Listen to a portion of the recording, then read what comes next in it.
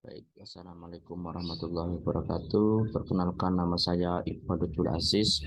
Saya mahasiswa Universitas Mercu Buana, jurusan Teknik Mesin Fakultas Teknik. Pada kesempatan siang hari ini, saya akan mempresentasikan tentang corrosion problems in incinerators and biomass fuel-fired boilers. Ah, Berbincang mengenai insinerasi. Insinerasi adalah proses suhu tinggi yang mengurangi sampah organik dan mudah terbakar menjadi anorganik. Bahan mudah terbakar dan menghasilkan pengurangan drastis dalam volume dan berat sampah. Insinerator banyak digunakan untuk membuang limbah industri, berbahaya, tidak berbahaya, komersial, kota, beberapa pertanian, dan limbah rumah sakit. Biasanya, insinerator dioperasikan pada temperatur tinggi antara 300 derajat Celcius dan 1100 derajat Celcius berdasarkan volume dan jenis sampah. Insinerator dan bahan bakar yang digunakan dalam literatur terbaru berpendapat bahwa insinerasi adalah teknologi yang sekarat untuk pengolahan limbah karena tidak dapat diandalkan dan menghasilkan aliran limbah sekunder yang lebih berbahaya daripada yang asli. Pembentukan insinerator untuk membuang limbah berbahaya disahkan oleh US EPA pada tahun 1976 sebagai Resource Conservation and Recovery SCTPL 94580. Sistem pasca pengelolaan untuk gas buang banyak digunakan di insinerator untuk mengurangi bahaya yang dapat ditimbulkan oleh aliran gas buang. Masalah korosi suhu tinggi di insinerator. Kerusakan korosi merupakan masalah utama di insinerator limbah yang membutuhkan perbaikan terus-menerus sehingga menambahkan biaya operasional. Korosi api unggun telah sering ditemukan di insinerator selama pembakaran sampah dan beberapa jenis biomas.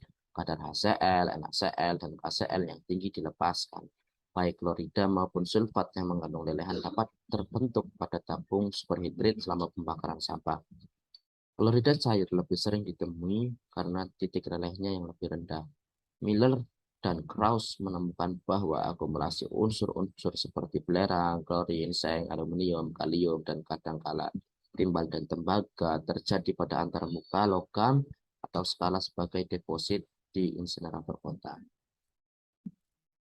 ME dan Rotter melaporkan bahwa limbah padat perkotaan mempertahankan sejumlah besar klorin sebagai salah satu elemen bebas yang menyebabkan korosi suhu tinggi setelah partikel abu terbang halus mengembun pada permukaan penukaran panas. Gas HCl, garam, dan sulfat di unggun menyebabkan korosi pada tabung penukar panas di insinerator pembuangan limbah unggun terfluidisasi. Sementara abrasi disebabkan oleh pergerakan pasir yang kuat di unggun. Semua spesimen mengalami korosi yang dipercepat. Mereka menyarankan bahwa peningkatan kandungan Cr dalam paduan dapat meningkatkan ketahanan korosinya. Menemukan bahwa di insinerator limbah padat kota spesies korosif dominan adalah klorida. Biasanya dalam kombinasi dengan logam alkali NaH dan logam berat PbZn. Desain prop baru yang terdiri dari tombak mendukung berpendingin air yang terbuat dari superalloy berbasis nikel dengan kepala prop berpendingin udara di mana sampel disimpan di antara pelat keramik dan prop dimasukkan ke dalam pabrik WDI. Dari studi ini mereka menyimpulkan bahwa korosi terutama disebabkan oleh serangan klorin suhu tinggi baik melalui spesies gas seperti HCl atau Cl2 atau oleh partikel klorida yang diendapkan pada tabung superhidrat yang menyebabkan kerusakan kuat dengan percepatan pembentukan oksida. Pengaruh penambahan molybdenum dan silikon dalam baja juga diperiksa dan ditemukan bahwa dalam lingkungan korosi yang panas, molybdenum serta silikon hingga sekitar 1% menurunkan laju korosi. Boiler berbahan bakar biofuel. Peningkatan harga bahan bakar dan upaya menuju produksi energi yang berkelanjutan telah menyebabkan eksplorasi bahan bakar nabati baru baik sektor energi untuk produksi panas dan listrik di boiler dan juga di sektor transportasi untuk produksi bahan bakar transportasi baru yang berkualitas tinggi untuk digunakan secara langsung di mesin. Dianggap bahwa biomas mungkin satu-satunya sumber energi terbarukan yang dapat menggantikan bahan bakar fosil konvensional secara langsung. Integrasi biomas dengan pembangkit listrik turbin, gas siklus gabungan, atau CCGT memberikan peningkatan efisiensi dan kemungkinan pengurangan biaya dibandingkan dengan pembangkit yang berdiri sendiri. Biomas adalah jenis bahan bakar yang memiliki densitas rendah, bulky, dan melepaskan volatil. Bahan bakar biomas dibakar dalam 3 jenis utama boiler, yaitu threaded fire, bubbling bed, dan unit fluids bed yang bersirkulasi. Boiler ini biasanya dioperasikan semata-mata untuk menghasilkan listrik, tetapi juga dapat dioperasikan untuk secara bersamaan menghasilkan kombinasi panas dan daya. Terlepas dari manfaat ini, beberapa masalah teknis yang terkait dengan covering, termasuk pasokan bahan bakar, penanganan, dan tantangan penyimpanan, potensi peningkatan korosi, penurunan efisiensi keseluruhan, masalah deposisi abu, emisi polutan, dampak pembakaran karbon dan pemasaran abu, dampak pada penggunaan katalik selektif atau SCR, kinerja, dan ekonomi secara keseluruhan. Korosi dan pengaruh lingkungan di kettle bahan bakar nabati. Pembakaran 100% biomasa menyebabkan masalah korosi yang parah. Kandungan klorin dari kayu gambut dan batu bara relatif sama, tetapi ada lebih banyak natrium dan kalium dan lebih sedikit belerang dalam bahan bakar kayu, dan disarankan bahwa pembentukan klorida alkali kompleks pada prinsipnya menyebabkan masalah korosi. Logam alkali yang menjadi perhatian utama dalam kayu adalah kalium, mayoritas kalium-sium dilepaskan ke dalam fase gas selama pembakaran dan terutama hadir sebagai kalium klorida atau KCl dan kalium hidroksida atau KOH.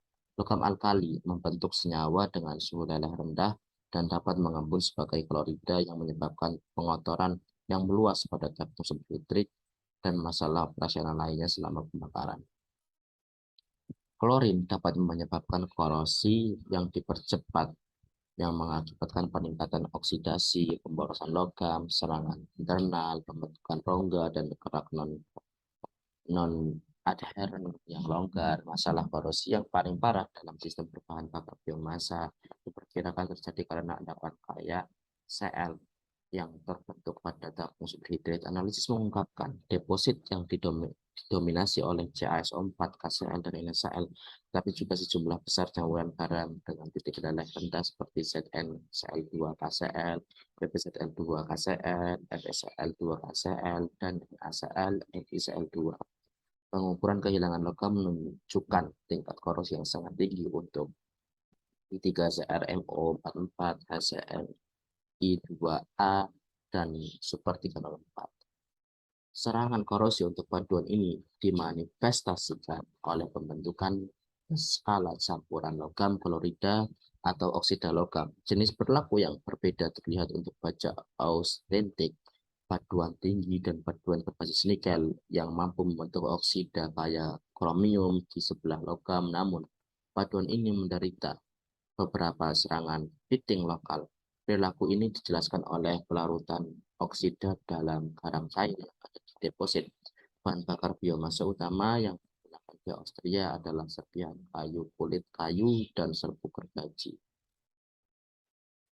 Kesimpulannya, pembakaran batu bara menyebabkan emisi gas rumah kaca seperti karbon dioksida yang akan menyebabkan pemanasan global.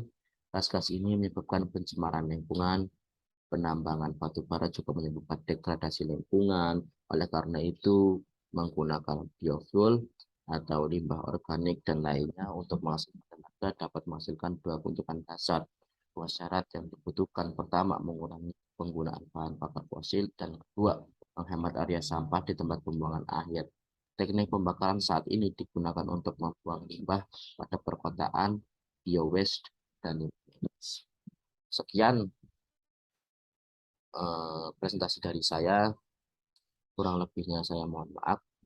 Wabillahi taufiq wal hidayah. Wassalamualaikum warahmatullahi wabarakatuh.